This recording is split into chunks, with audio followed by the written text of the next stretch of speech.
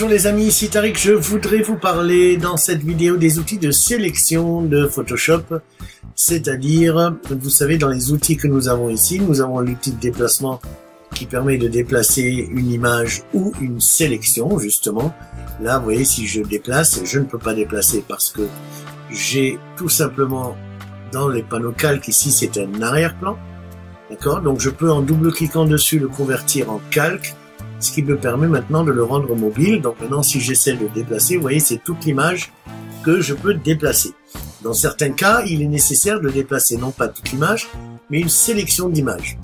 D'où l'intérêt des outils de sélection que nous allons garder tout de suite. Ce sont ces trois familles d'outils. Nous avons l'outil de sélection rectangle qui, si on regarde d'un peu plus près, il y en a différents. Il y a l'outil de rectangle, rectangle de sélection et l'outil ellipse de sélection.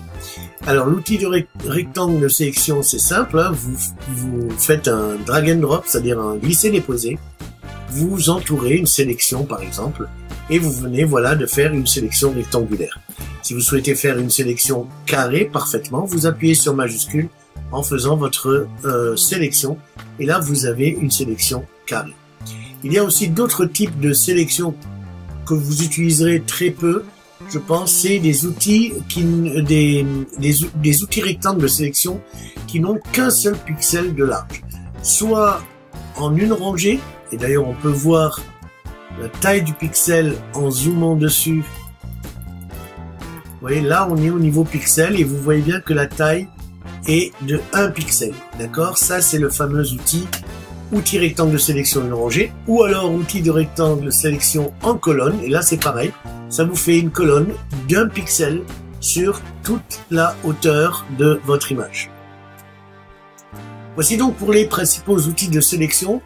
Vous avez aussi les outils lasso. Alors les outils lasso, vous en avez trois, le lasso polygonal et le lasso magnétique. Le lasso s'utilise en dessinant une forme, en entourant une forme manuellement, comme ça je dessine avec ma souris et j'obtiens une forme.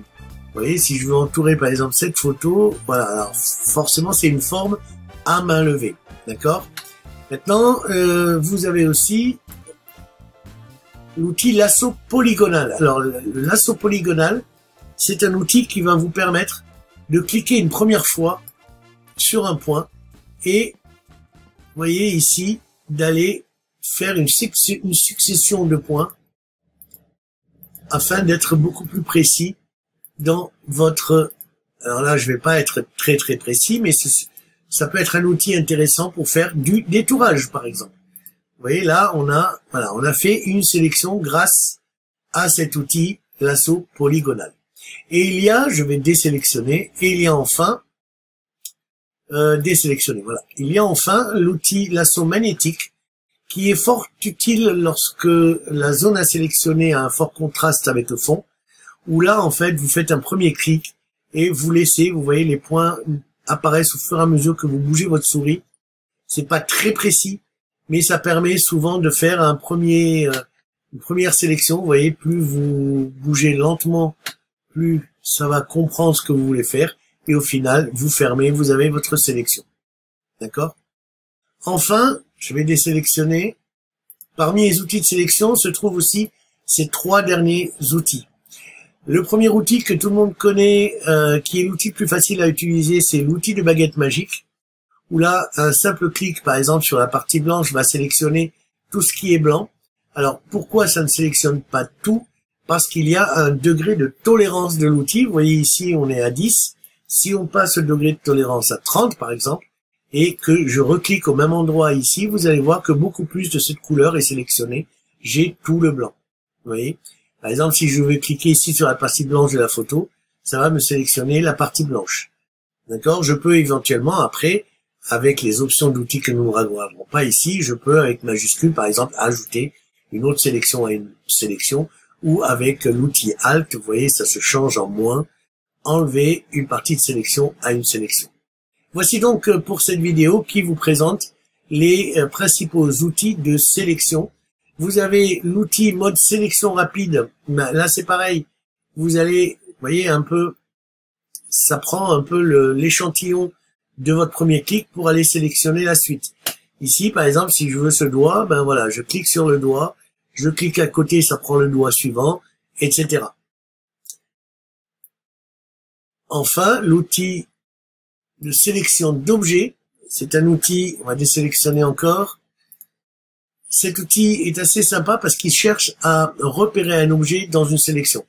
Là, par exemple, si j'entoure le téléphone, vous voyez, il travaille, il a trouvé les contours de l'objet, sauf où l'objet se confond avec des doigts, évidemment, où il a du mal.